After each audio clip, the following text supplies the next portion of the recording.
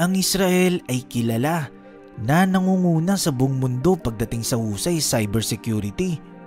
Ang Israel ay naglaan ng pondo na aabot sa $82 billion para sa cybersecurity industry.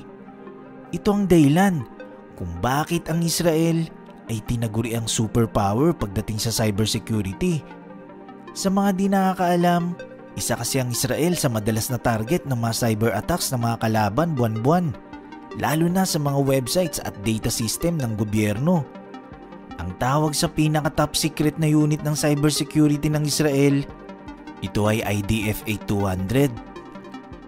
Noong 2017, ang Israel Defense Forces o IDF Unit 8200 ay napigilan ang planong airstrike ng ISIS sa western country. Dahil dito, naaresto ang mga suspect at maraming inosente ang nailigtas. Napigilan din ng Israel ang ginawang cyber attack sa kanila ng Iran. Isa sa dahilan kung bakit ang bansang Israel ay nangunguna sa mundo ng cybersecurity dahil ang gobyerno ay nag-invest ng mga training sa mga kabataan nila. Nasa middle school pa lang ang mga bata ay exposed na ito sa cybersecurity education. Katunayan, ang Israel ang sumusuporta ngayon sa Singapore para mapalakas ang kanilang cybersecurity. Kaya ang mga multinational corporations dito ay nag-open ng local research and development centers at nag-export ng $6.5 billion na halaga ng cybersecurity products. Pero paano nga ba nagsimula ang Israel bago ito mabansagan na superpower pagdating sa cybersecurity? Ang gobyerno ng Israel ay suportado ang cybersecurity program. Ang Israel ay pinagmamalaki ang pagdevelop ng kanilang technology sector at ang gobyerno nito ay malaki ang naging role para masustain ang aspetong ito. Ang gobyerno ng Israel ay malaki ang naging parte sa mabilis na paglago ng cybersecurity industry. Ang Advanced Technologies Park na matatagpuan sa Beersheba sa Israel ay itinuturing na tahanan ng cybersecurity philosophy.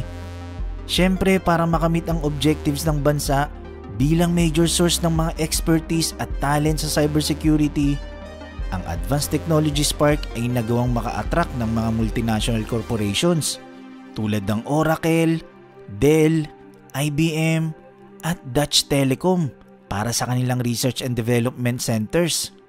At ito pa, umani rin ng maraming interes ang advanced research labs ng Israel tulad ng National Cyber Research Institute, National Emergency Response at Ventures Capital Firms. Cybersecurity training sa mga eskwelahan.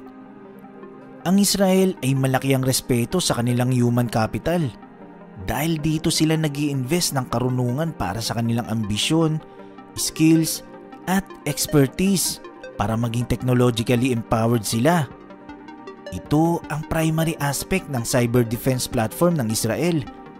Sa pamamagitan ng malawak na programa at investments ng mga private sector at gobyerno, ito ang nagtulak sa bansang ito upang maging bahagi ang cybersecurity sa academic ng mga estudyante.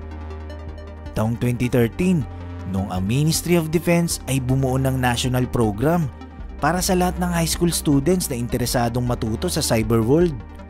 Ang cybersecurity ay pinagtuunan talaga ng pansin ng Israel, na kung saan ang edukasyon sa cybersecurity ay nag-uumpisa pa lang sa middle school sa Israel. Ang Israel lamang ang kaisa-isang bansa sa buong mundo na nagtuturo ng cybersecurity sa kanilang mamamayan. Hindi lang yun, dahil karamihan sa mga university sa Israel ay nag-o-offer din na undergraduate specialization pagdating sa internet security. Ito ay para mailabas ang potensyal ng kanilang mamamayan at magamit sa cyber defense unit ng Israel. Sa ngayon, ang Israel ay mayroon ng 6 research centers na dedicated sa cybersecurity. Advanced na pag-iisip.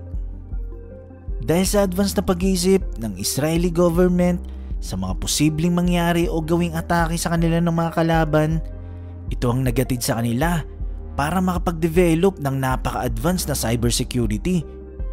Ang Israel Space Agency ay nakipag-isa sa National Cyber Initiative Task Force at National Council for Research and Development para makabuo ng ecosystem na magbibigay alerto sa mga otoridad ng mga kinakailangang impormasyon para kung sakaling mangyari ang hindi inaasahang threat sa internet, alam na agad nila kung ano ang gagawin.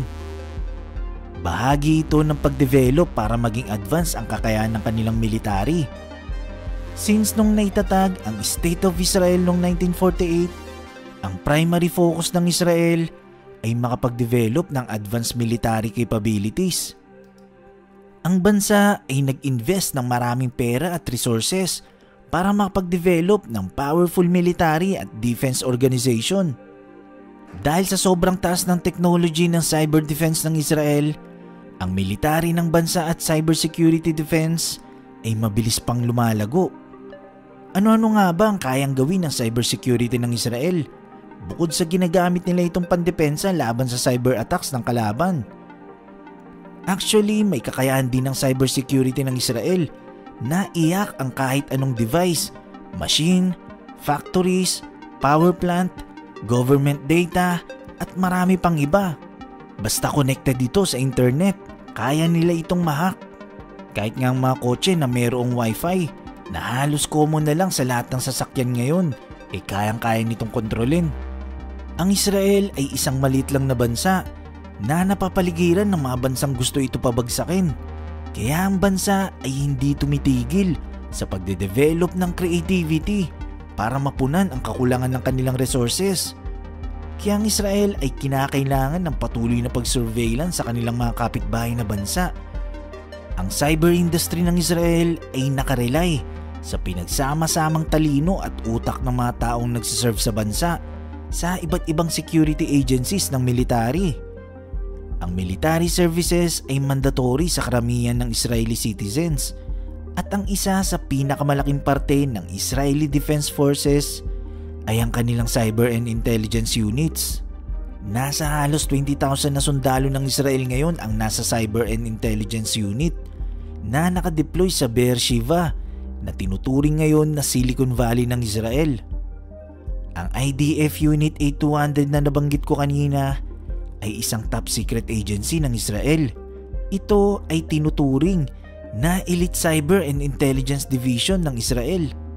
Hindi lang sila basta-basta nagpo-provide ng depensa at security sa bansa, kundi sila ay responsable sa isa sa pinaka-aggressive na cyber attack sa kasaysayan.